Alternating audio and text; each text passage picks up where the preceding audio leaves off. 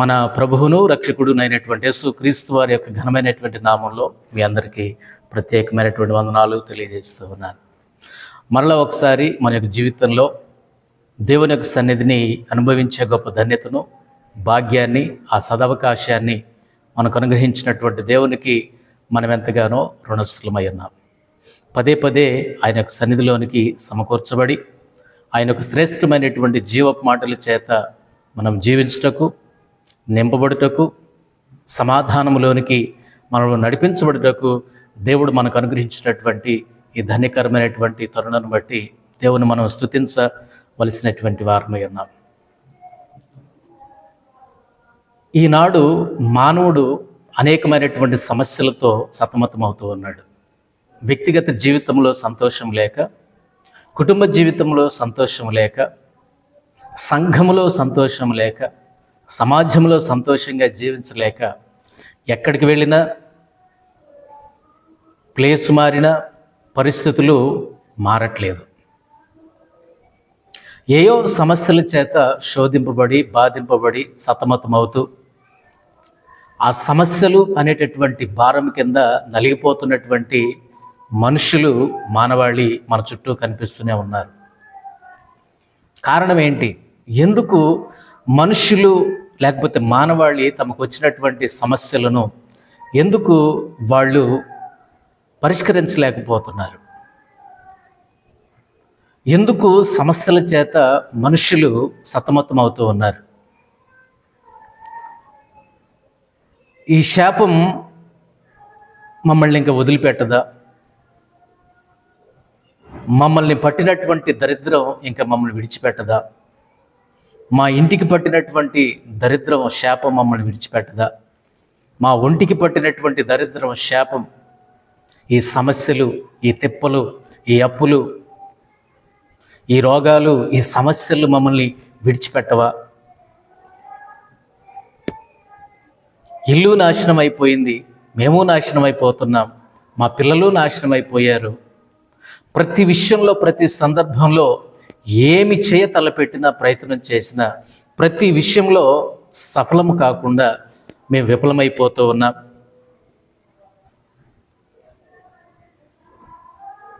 మమ్మల్ని ఏదో పట్టి పీడిస్తుంది, మా ఇంటికి ఏదో పట్టింది, మా ఒంటికి ఏదో పట్టింది, మా పిల్లలు దీవించబడకపోవడానికి కారణం, మా పిల్లలు అభివృద్ధిలోనికి రాకపోవడానికి కారణం, మా పిల్లలు వాళ్ళ చదువులో, వాళ్ళ బిజినెస్లో, వాళ్ళ వ్యాపారాల్లో, వాళ్ళ ప్రయత్నాల్లో వాళ్ళు సఫలులు కాకుండా విఫలం అవ్వడం, ఇవన్నీ చూస్తూ ఉంటే మాకేదో జరిగింది, మాకేదో చేశారు, మా మీద ఎవరో ఏదో ప్రయోగించారు, ఏదో పంపించారు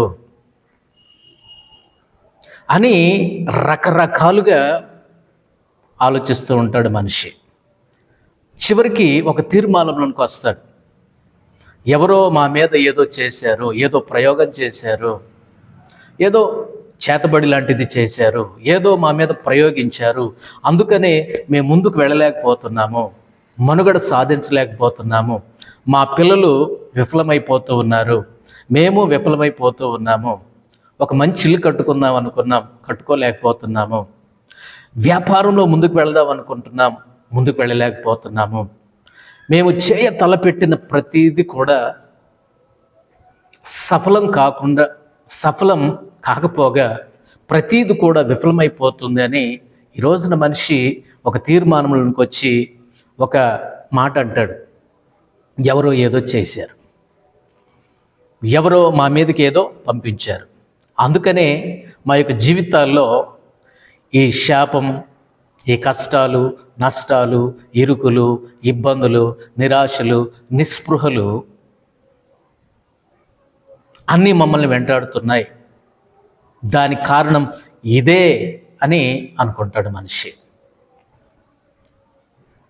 ఎవరో ఏదో చేశారు, ఎవరో ఏదో ప్రయోగించారు, ఎవరో మేమంటే గిట్టని వాళ్ళు ఇలా చేశారు, ఇంటికి, ఒంటికి, మా పిల్లల మీదకి, మా పొలాల మీదకి, మా మందల మీదకి, మా పశువుల మీదకి ఏదో ఒకటి పంపించారు, ఏదో ఒకటి ప్రయోగించారు, అందుకనే మేము ఇలా కుదేలైపోతున్నాం రాణించలేకపోతున్నాం, మేము పైకి రాలేకపోతున్నాం అని సమస్యలతో సతమతమవుతూ ఉన్నప్పుడు ఒక ఆలోచన వస్తుందండి.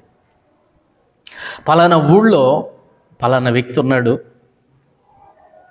పలానా చోట ఉన్నాడు, ఆయన దగ్గరకు వెళితే, ఆయనను సంప్రదిస్తే మన బాధలు పోతాయి, మన ఇంటి మీదకి వచ్చింది, మన ఒంటి మీదకి వచ్చింది, మన పొలాల మీదకి వచ్చింది, మన మందల మీదకి వచ్చింది,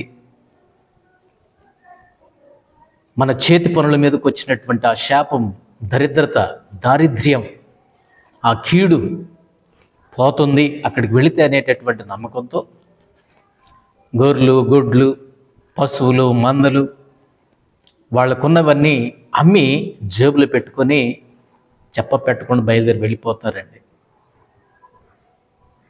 అక్కడికి వెళ్ళిన తర్వాత ఆయన ఇచ్చినటువంటి తాయెత్తులు, ఆయన మంత్రించి ఇచ్చినటువంటి బిళ్ళలను ఇంటికి కట్టుకొని, ఒంటికి కట్టుకొని, పొలంలో దాచిపెట్టి, గుంట తీసి గుంటలో పెట్టి, వీళ్ళకు సంబంధించినవి ఎక్కడెక్కడైతే ఏమేమైతే ఉన్నాయో వాటన్నిటి మీద ఇది చల్లడమో లేకపోతే ఆ స్థలాల్లో ఇవి పెట్టడమో వాళ్ళు చేస్తూ ఉంటారు. చేతికి కట్టుకోవటమో లేకపోతే మొలతాడు కట్టుకోవడమో, ఇంటికి కట్టుకోవడమో, ఇవన్నీ చేస్తూ ఉంటారు. ఇప్పుడు ఆ వ్యక్తి ఏం చెప్తే అదే వీళ్ళకు వేదం. సిట్ అంటే సిట్, స్టాండ్ అంటే స్టాండ్. వీరి యొక్క దృష్టిలో ఆ వ్యక్తి ఒక దేవుడు అయిపోయాడు, దేవుడిగా ఊహించుకుంటున్నారు. ఎందుకోసం అంటే పట్టినటువంటి దరిద్రం అలాంటిది, మరి వారు పడుతున్నటువంటి కష్టాలు అలాంటివి, మరి వాళ్ళని వెంబడిస్తున్నటువంటి సమస్యలు అలాంటివి, మరి రకరకాలుగా ప్రయత్నం చేసి ఉన్నవన్నీ అమ్ముకొని అతనికి కట్టబెట్టి వీళ్ళు కట్లు కట్టుకొని, తాయెత్తులు కట్టుకొని బయలుదేరుతారు. ఇంటికి కట్టుకున్నారు, ఒంటికి కట్టుకున్నారు, మొలతాడు కట్టుకున్నారు, మందల దగ్గర కట్టుకున్నారు, పొలాల్లో గుంట తీసి గుంటలో పెట్టారు. ఇలాగున వాళ్ళ యొక్క శాపాన్ని, దారిద్రతను, సమస్యలను, కష్ట నష్ట కన్నీళ్ల, నిరాశ నిస్పృహలను పోగొట్టుకోవడానికి రకరకాలైన ప్రయత్నాలు చేస్తున్నాడు మనిషి. కొందరు చేతులు చూపించడానికి చేతులు చూసే వాళ్ళ దగ్గరికి వెళ్తారు, కొంతమంది జ్యోతిషుల దగ్గరికి వెళ్తారు, కొంతమంది మంత్రగాళ్ళ దగ్గరికి వెళ్తారు, కొంతమంది పుణ్యక్షేత్రాలకు, పుణ్యస్థలాలకు వెళ్తారు. వాళ్ళు కారణం ఏంటో తెలుసా? వాళ్ళకు పట్టినటువంటి దరిద్రతను, వాళ్ళు పట్టినటువంటి వాళ్ళను వెంబడిస్తున్నటువంటి కష్ట నష్ట ఇరుకు ఇబ్బందులను పోగొట్టుకోవడానికి చేస్తున్నటువంటి ప్రయత్నాలు ఇవి. ఎన్నో మొక్కుబడులు, ఎన్నో వ్రతాలు చేస్తారు సమస్యలు పోగొట్టుకోవడానికి. కానీ చివరికి తేలే ఫలితార్థం ఏంటంటే, ఎక్కడికి వెళ్ళినా, ఎక్కడికి తిరిగినా, ఎంతమంది దగ్గరికి వెళ్ళినా, ఎన్ని దిక్కులు తిరిగినా, ఎంత పోగొట్టుకున్నా, కానీ వారి యొక్క సమస్యలు సమస్యలుగానే ఉన్నాయి. వారి సమస్యలు కాస్త జటిలమైపోతున్నాయి, బరువైపోతున్నాయి, భారమైపోతున్నాయి. అలాంటి సమస్యల కింద, అలాంటి భారాల కింద, అలాంటి నిరాశ నిస్పృహల కింద నలిగిపోతున్నటువంటి కుటుంబాలు ఎన్నో ఉన్నాయి మన చుట్టూ. ఎంత చేసినా, ఏది చేసినా ఒక కొలిక్కి రావట్లేదు. ఏం చేసినా కానీ ఉపయోగం లేకుండా పోయింది. కాబట్టి ఎందుకు ఇలా జరుగుతుంది? ఎందుకు మనల్ని పట్టుకున్నది, మనల్ని పట్టి పీడిస్తున్నది, ఎందుకు అది పోవట్లేదు? పెరుగుతుంది తప్ప అది ఎందుకు తరగట్లేదు? మానవాళి ఈ రోజున ఇలాంటి సమస్యలను ఎన్నో ఎదుర్కొంటున్నాడండి. ఎన్నో ఎదుర్కొంటున్నాడు. ఎన్నో ఎదుర్కొని, ఎన్నో బాధలు పడి, ఎన్నో తిప్పలు పడి, మార్క్స్ వార్తలో కనుక ఆ యొక్క స్త్రీ ఎన్నో తిప్పలు పడి ఏ విధంగా అయితే ప్రభు దగ్గరికి వచ్చిందో, ప్రభు దగ్గర సమస్యకు పరిష్కారం పొందుకున్నదో మనం బైబిల్ గ్రంథంలో మనం చూస్తాం.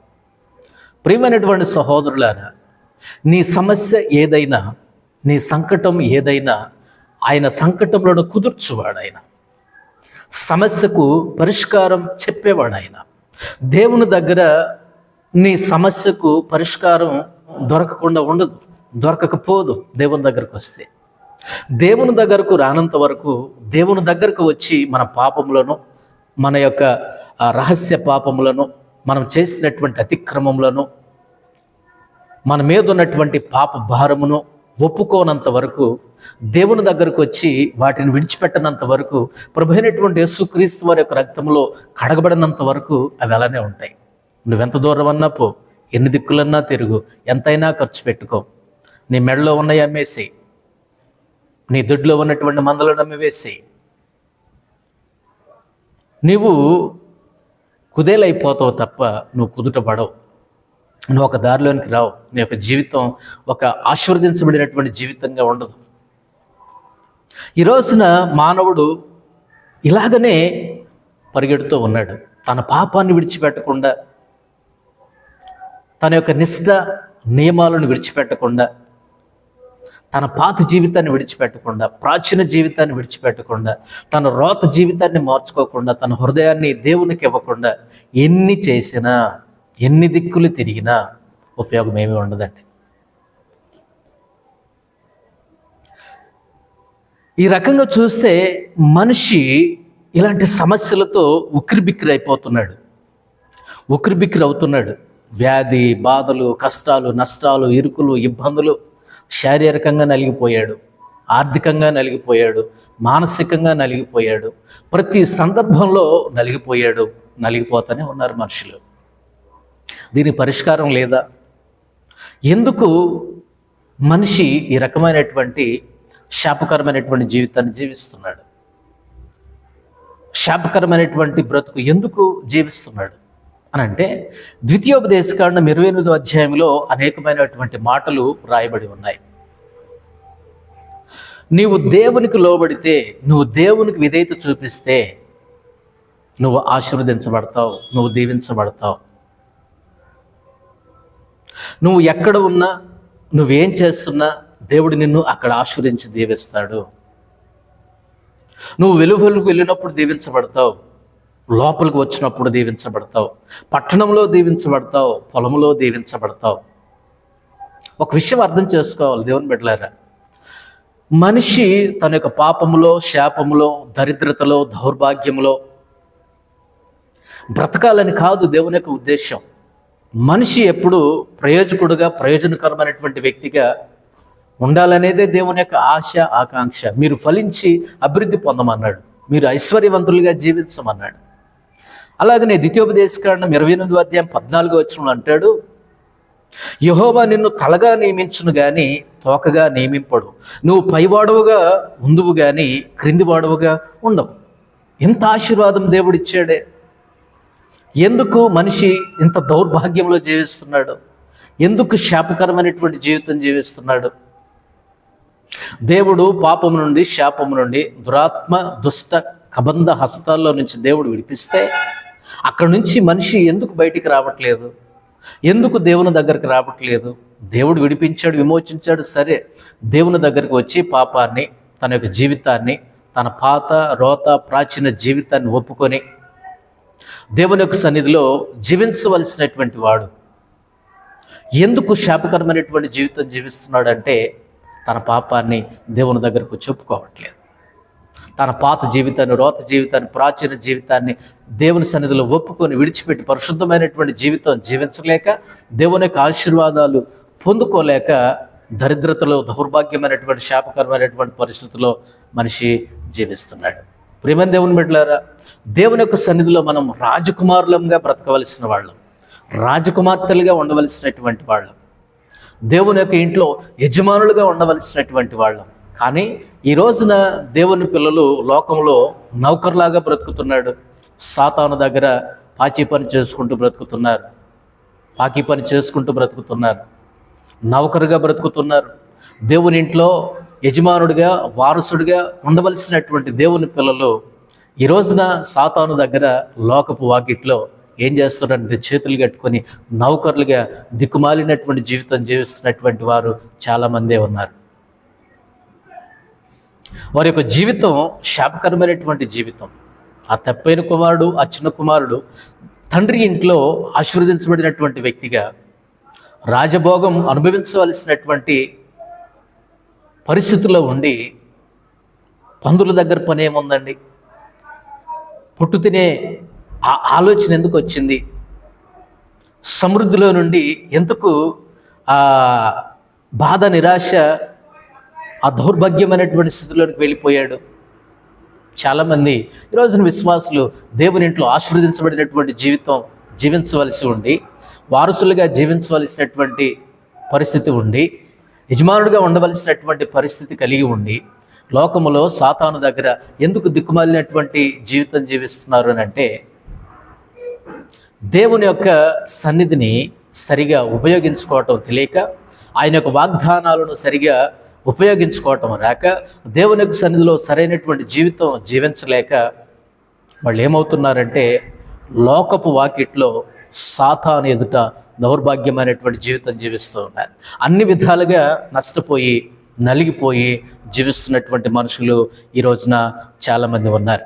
దేవుడు మనల్ని చేసినప్పుడు, దేవుడు మనిషిని చేసినప్పుడు మీరు ఆశీర్వదించబడిన వారు అన్నారు. ఆశీర్వదించాడు, మీరు ఫలించి అభివృద్ధి పొందమన్నాడు, నిన్ను తలగా ఉంచుతానన్నాడు, నిన్ను ఆశీర్వాదంగా వారసులుగా ఉంచుతానన్నాడు దేవుడు. మరి అన్నీ ఎందుకు నమ్మవు? ఇంత జరిగినా కానీ నీ కుటుంబంలో, నీ పిల్లల విషయంలో, నీ కుటుంబ విషయంలో, నీ పొలాల విషయంలో, నీ చేతి పనుల విషయంలో, నీ సర్వ ప్రయత్నాల విషయంలో ఎంత నష్టం జరుగుతున్నా కానీ దేవుని దగ్గరికి రాడు మనిషి. నువ్వు దేవుని దగ్గరికి రావట్లేదు. ఎక్కడికైనా వెళ్తున్నావు కానీ, ఎన్ని దిక్కులైనా తిరుగుతున్నావు కానీ దేవుని దగ్గరికి ఎందుకు రాలేక, ఎందుకు రాక నీ యొక్క జీవితంలో ఈ దుఃఖకరమైనటువంటి జీవితాన్ని జీవిస్తున్నావు?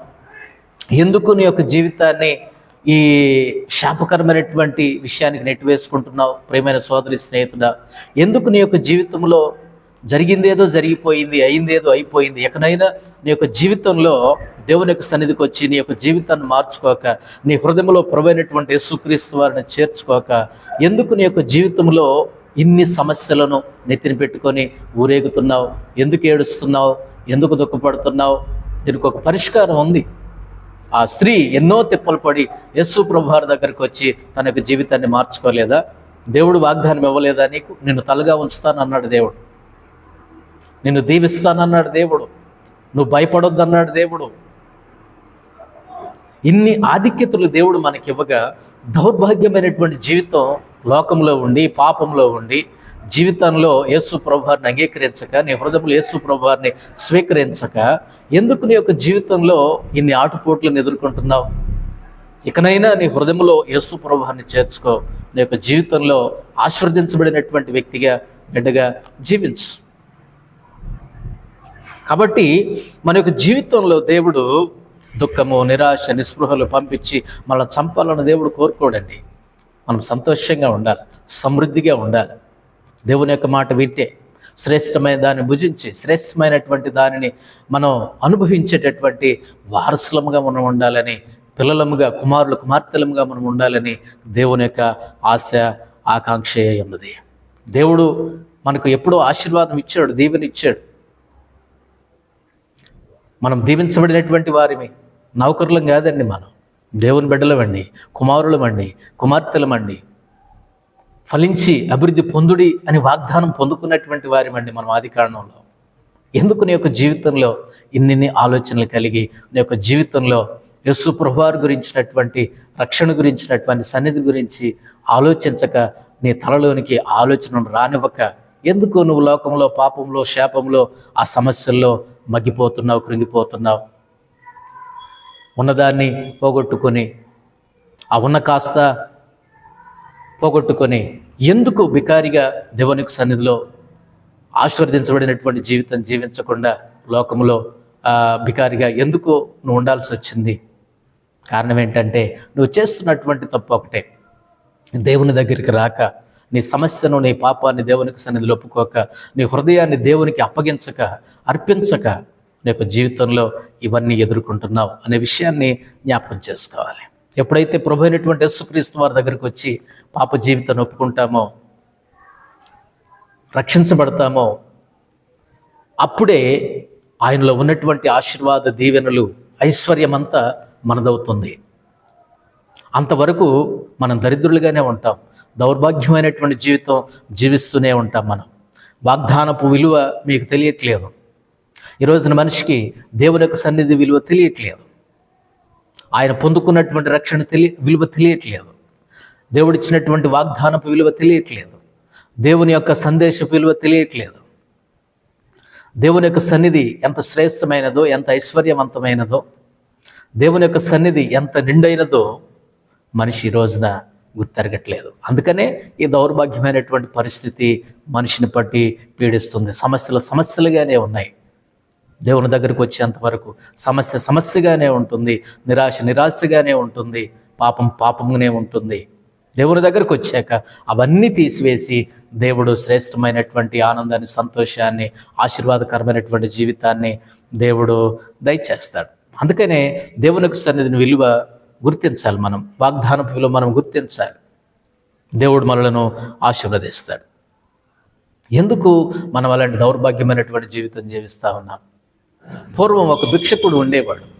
ఆ వ్యక్తి ఒక గిన్నె పట్టుకొని ఆ ఇంటికి ఈ ఇంటికి వెళ్ళి, అమ్మ కొంచెం భిక్షం పెట్టండి, అమ్మ అయ్యా కొంచెం భిక్షం పెట్టండి అయ్యా అని అడుక్కు తిని బతుకుతూ ఉండేవాడు ఆ భిక్షకుడు. తన యొక్క జీవితం అంతా అలానే సాగుతుంది. ఒక రోజున అదే అలవాటు ప్రకారంగా ఒక ఇంటికి వెళ్ళి ఆ భిక్షకుడు ఏం చేస్తున్నాడంటే, ఎవండి బాబుగారు కొంచెం ధర్మం చేయండి అయ్యా, ఆకలి అవుతుందయ్యా,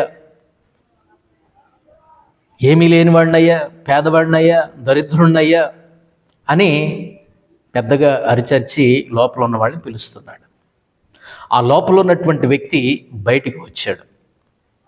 బయటికి వచ్చినప్పుడు ఆ వ్యక్తి యొక్క దృష్టి ఈ భిక్షగాని చేతిలో ఉన్నటువంటి పళ్ళెం మీద పడింది. రే దగ్గరికి రా అన్నాడు. ఏంటండి బాబు గారు అని అన్నాడు. రే నీ చేతిలో ఉన్నటువంటి పళ్ళెను ఒకసారి చూపించరా అన్నాడు. ఈయనేంటి నా పళ్ళెను చూపించమంటున్నాడు? ఆయన అన్నాడు, ఒరే నీ చేతిలో ఉన్నటువంటి పళ్ళెను ఒకసారి నాకెవరా అన్నాడు. ఈయనేంటి దగ్గరికి రమ్మన్నాడు, దగ్గరకు పిలిచాడు. నా చేతిలో ఉన్నటువంటి పళ్ళెని ఇవ్వమంటాడేంటి? వద్దులేండి బాబు గారు అన్నాడు. ఏం పర్వాలేదు, ఒకసారి నీ చేతిలో ఉన్నటువంటి పళ్ళెని ఇవ్వమన్నాడు. ఇచ్చాడు. ఆయన అనుకుంటున్నాడు, ఈయన దగ్గరికి రమ్మన్నాడు, చేతిలో ఉన్న పళ్ళెనికి వెళ్ళి చూస్తున్నాడు, పళ్ళెని పైగా నాకు ఒకసారి ఇవ్వమన్నాడు. ఇచ్చిన తర్వాత ఆ వ్యక్తి ఏం చేశాడనంటే దాన్ని బాగా తడిపి దాన్ని రుద్దాడు ఒక రాయితో. రుద్దినప్పుడు ఆ వ్యక్తి ఒక మాట అన్నాడు. ఈయన అనుకుంటున్నాడు, ఏంటంటే నా ప్లేటు శుభ్రం చేస్తున్నాడు, తడుపుతున్నాడు, ఏదో రాయితో రుద్దుతున్నాడు అని ఈయనకి ఒక పక్క చిరాగ్గానే అనిపిస్తుంది. ఆ వ్యక్తి ఆ ప్లేట్ని ఏం చేస్తున్నాడంటే శుభ్రం చేసి ఒక రాయితో రుద్దినప్పుడు ఆయన ఒక మాట అన్నాడు. ఒరే అబ్బాయి, నీ చేతిలో ఉన్నటువంటి పళ్ళెం మామూలు పళ్ళెం కాదురా, అది బంగారు పళ్ళెంరా అని అన్నాడు. అసలు ఈయనకేం జరుగుతుందో అర్థం కావట్లేదు. ఆయన ఏం చెప్తున్నాడో అర్థం కావట్లేదు. నా చేతిలో ఉన్న పళ్ళెం ఏంటి, అది బంగారు పళ్ళెం ఏంటి? ఆ వ్యక్తి ఎవరో కాదు, ఆయన కంసాలి. ఈయన భిక్షకుడు. ఈయన చేతిలో ఉన్నటువంటి పళ్ళెం విలువ ఇతనికి తెలియదు, అతనికి తెలుసు. ఆయన ఒక మాట అన్నాడు, మరి అబ్బాయి ఇది చాలా విలువైనదిరా, ఇది బంగారం పళ్ళెంరా, ఇది నీకెక్కడిదిరా, ఇది చాలా విలువైనదిరా, ఖరీదైనదిరా అని అడిగాడు. ఇది నీకెక్కడిదంటే ఆ భిక్షకుడు అన్నాడు, ఏమండి సార్, అయ్యగారు, మహాప్రభు, ఇది మా అమ్మ నాన్నగారు వాళ్ళు చనిపోతూ నాకు ఇచ్చి వెళ్ళిపోయారండి అని అంటే, వాళ్ళు బ్రతికినంత కాలం కూడా ఇదే పళ్ళెంతో అడుక్కు తిన్నారండి, భిక్షకులుగా ఉన్నారండి. మా నాన్న అదే పని చేశాడు, మా అమ్మ అదే పని చేసింది, వాళ్ళు పోతూ ఆ పళ్ళెను నాకు ఇచ్చి వాళ్ళు చనిపోయారండి, నేను కూడా అదే పళ్ళెంతో అడుక్కు తింటున్నానండి అని అన్నాడు. ఒరే పిచ్చోడా, అది మామూలు పళ్ళెం కాదురా, అది బంగారు పళ్ళెం నీ చేతిలో ఉంది, అది చాలా విలువైనది, ఖరీదైనది, దాన్ని నమ్మితే చాలా డబ్బులు వస్తాయి నీకు. అప్పుడు ఇదిగో ఈ అడుక్కుని తినే అవసరం లేదురా నీకు. ఇలా దౌర్భాగ్యమైనటువంటి పరిస్థితి ఆ చింపిరినెత్తి ఆ చినిగిపోయిన గొడ్డలు, ఆ చినిగిపోయినటువంటి వస్త్రాలు, ఆ బట్టలు వేసుకునే అంత దరిద్రత నీకు ఉండదురా? నువ్వు దర్జాగా బతకొచ్చురా, నువ్వు హాయిగా ఆనందంగా జీవించవచ్చురా అని చెప్పినప్పుడు చాలా బాధపడ్డాడండి ఈ యొక్క వ్యక్తి. నువ్వు అడుక్కునే పని లేదురా అబ్బాయి, నువ్వు హాయిగా బ్రతకొచ్చు అంటే ఆ భిక్షకుడు ఎంత బాధపడ్డాడో. అంటే దాని అర్థం ఏంటంటే వాళ్ళ అమ్మా నాన్నలు కూడా దీని విలువ తెలియక దరిద్రులుగానే బ్రతికారు, అడుగు తిని బ్రతికారు. దీని విలువేంటో తెలియదు, అది ఎంత విలువైనదో వీళ్ళకి తెలియదు. గుర్తించకనే, దాన్ని గమనించకనే వాళ్ళు దరిద్రతలోనే బ్రతికారు, దరిద్రతతోనే వాళ్ళు చచ్చిపోయారు. వాళ్ళు శాపకరమైనటువంటి జీవితంతో ఆనందం లేక వాళ్ళు చచ్చిపోయారు. ఈయన కూడా అదే విధంగా బ్రతుకుతున్నాడండి. ఈ రోజున విశ్వాస పరిస్థితి కూడా అలానే ఉందండి. నువ్వు కలిగినటువంటి దేవుడు గొప్పవాడు, నువ్వు కలిగినటువంటి రక్షణ గొప్పది, దేవుడు నీకు ఇచ్చినటువంటి వాగ్దానం గొప్పది, దేవుడు నీకు ఇచ్చినటువంటి విమోచన గొప్పది, శ్రేష్టమైనది, శ్రేయస్కరమైనటువంటిది. ఈ భూమి మీద దేవుడు నీకు ఇచ్చినటువంటి రక్షణకు ఏది సరితోగదు, ఏది సరిపోదు. అంత విలువైన రక్షణ వాగ్దానము నువ్వు కలిగి ఉన్నటువంటి దేవుడు, నువ్వు కలిగి ఉన్నటువంటి రక్షణ, నువ్వు కలిగి ఉన్నటువంటి విమోచన, నువ్వు కలిగి ఉన్నటువంటి దేవుని యొక్క సన్నిధి అంత విలువైనది. కానీ నువ్వు దాన్ని సరిగా వినియోగించుకోలేక, ఉపయోగించుకోలేక, దాన్ని నమ్మక, దాన్ని అనుసరించక, ఆచరించక దౌర్భాగ్యమైనటువంటి జీవితం నువ్వు జీవిస్తున్నావు ఈ రోజున.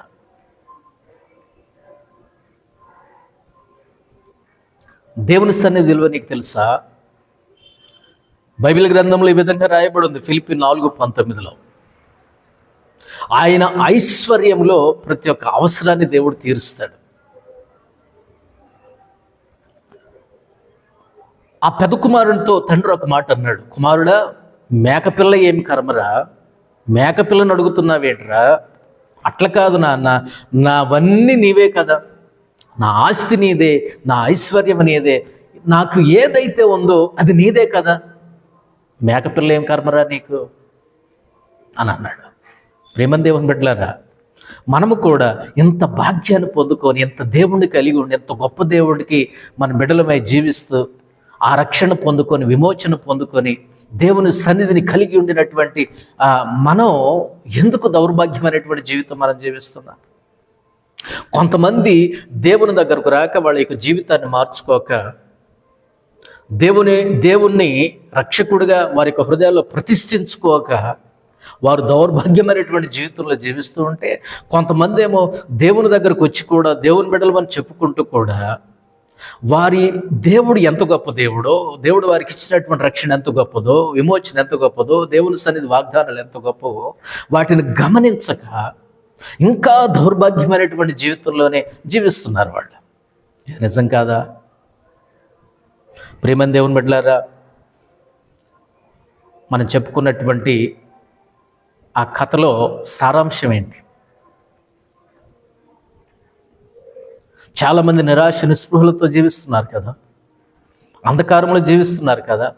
వారి చేతిలో ఉన్నటువంటి, వారి యొక్క హృదయంలో ఉన్నటువంటి దేవుడు, దేవుని యొక్క వాగ్దానము, రక్షణ, దేవుని యొక్క సన్నిధి, ఆయన సమృద్ధి విలువ తెలియక బికారులుగా జీవించే వాళ్ళు చాలామందే ఉన్నారు ఈ రోజున. దేవుడు మనలను ఆశీర్వదించాడు, ఆశీర్వాదానికి కారకులుగా దేవుడు మనల్ని నియమించాడు. కాబట్టి దేవుని బిడ్డలారా, ఒకసారి పరిశీలన చేసుకోండి. మనం ఎంతో ప్రశస్తమైనటువంటి వారు, మీరెంతో ప్రశస్తమైనటువంటి వారు. నువ్వు కలిగి ఉన్నటువంటి దేవుడు మామూలు దేవుడు కాదు. ఆయన నువ్వు కలిగి ఉన్నటువంటి దేవుడు మామూలు దేవుడు కాదండి, ఐశ్వర్యవంతుడండి, గొప్ప దేవుడండి. దేవుడు నీకు ఇచ్చినటువంటి రక్షణ మామూలు రక్షణ కాదండి, ఎంతో విలువైనటువంటి రక్షణ. నీ హృదయంలో ఉన్న దేవుడు, నీ హృదయంలో ఉన్నటువంటి రక్షణ, దేవుడు నీకు ఇచ్చిన విమోచన, నువ్వు కలిగి ఉన్నటువంటి దేవుడు, నువ్వు కలిగి ఉన్నటువంటి రక్షణ, నువ్వు కలిగి ఉన్నటువంటి విమోచన, నువ్వు కలిగి ఉన్నటువంటి దేవుని యొక్క సన్నిధి నీ చేతిలో ఉన్నాయి. అవి మామూలివి కావు, అవి శ్రేష్టమైనవి, విలువైనవి. వాటితో ఈ భూమి మీద ఏవీ సాటిరావు, ఏవి కూడా సరి తూగలేవు, అంత గొప్పవాడు నువ్వు. కాబట్టి దేవుని బిడ్డలారా, ఇకనైనా దేవుని సన్నిధికి వచ్చి మన హృదయాన్ని దేవునికి అప్పగించి వాటి మీద నమ్మకం ఉంచి వాటి మీద విశ్వాసం ఉంచి మనము ఎంత గొప్పవారిమో, మనలో ఉన్న దేవుడు ఎంత గొప్ప దేవుడో, మనం పట్టుకున్న వాగ్దానాలు ఎంత గొప్పవో, దేవుడు మనకిచ్చిన రక్షణ విమోచన ఎంత శ్రేష్టమైనవి గొప్పవో, వాటి విలువ గుర్తెరిగి బతుకుదాం.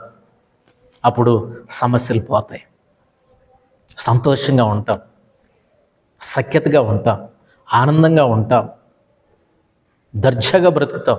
దేవుని యొక్క సన్నిధిలో ఆశీర్వదించబడినటువంటి బిడ్డలుగా మనం బ్రతకగలం. ఈ మాటలు వింటున్నటువంటి ప్రియ స్నేహితుడా, అప్పటిదాకా నీ ఇంటికి, నీ ఒంటికి, నీ యొక్క జీవితానికి ప్రతి దానికి పట్టినటువంటి శాపం, దరిద్రత వెంటాడుతూనే ఉంటుంది.